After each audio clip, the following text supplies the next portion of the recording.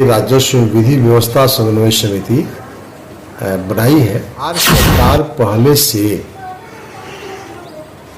प्रशासनिक पदाधिकारियों को आगे करके सरकार कभी भी जनप्रतिनिधियों को यह तरजीह नहीं देते हैं। जनप्रतिनिधि को महत्व जो मिलना चाहिए था, बिहार सरकार जब से नीतीश कुमार जी संभाले हैं, लगातार 18 वर्षों से पदाधिकारियों के मनोबल को प्रतिदिन महाखंड प्रमुख के अध्यक्षता में यह तमाम विभागों की पदाधिकारियों के साथ समीक्षा करने का अगर आदेश होता, तब माना जाता कि जनप्रतिनिधियों का जो प्रतिष्ठा मिलना चाहिए, तब जाकर के समन्वय स्थापित होता।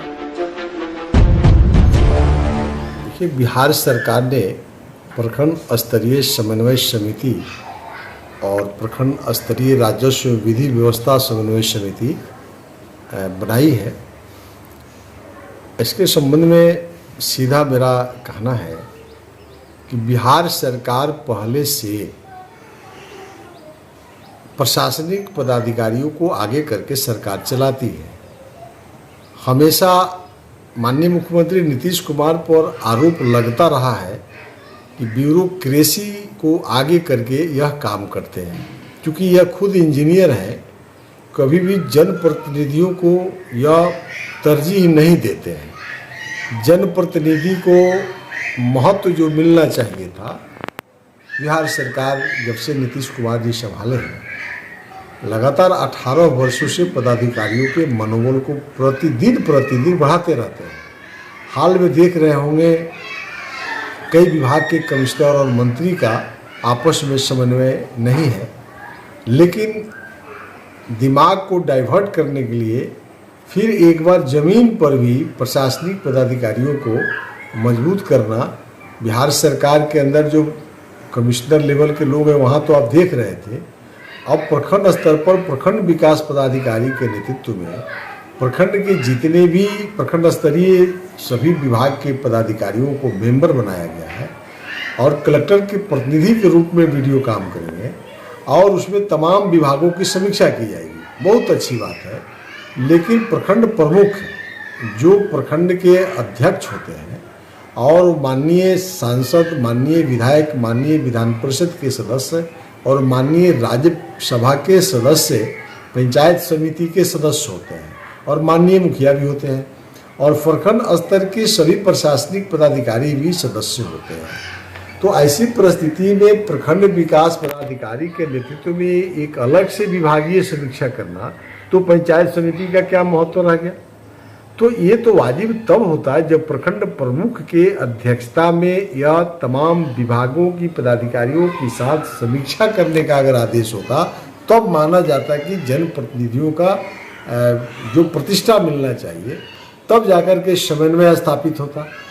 ये तो प्रशासनिक पदाधिकारियों की मनोबल को बढ़ाया गया है और प्रजातंत्र में यह ठीक नहीं है। माननीय सांसद, माननीय विधायक और माननीय प्रखंड प्रमुख जनप्रतिनिधियों के लिए यह उचित कदम बिहार सरकार का नहीं है। दूसरी तरह से हम साबित करके बताते हैं कि प्रखंड में कार्यपालक पदाधिकारी, प्रखंड पंचायत राज पदाधिकारी को दायित्व दिया गया है और प्रखंड विकास पदाधिकारी उसका अध्यक्ष हो जाता है, जिसके मेंबर हो जाएंगे कार्यपालक पदाधिकारी पंचायत समिति, सब प्रखंड पंचायत राज पदाधिकारी।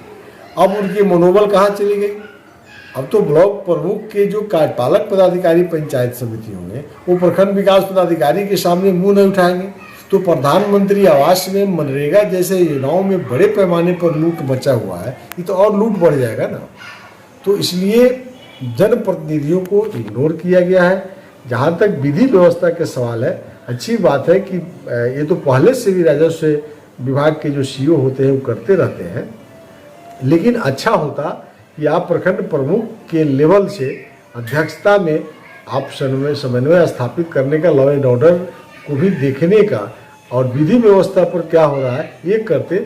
उससे तो अच्छा होता अगर रेवेन्यू डिपार्टमेंट में विवाद बिहार सरकार समाप्त करना चाहती है, तो कोई भी जमीन की रजिस्ट्री होती है तो उसको ग्राम सभा से पारित हो, उसके बाद म्यूटेशन होना चाहिए।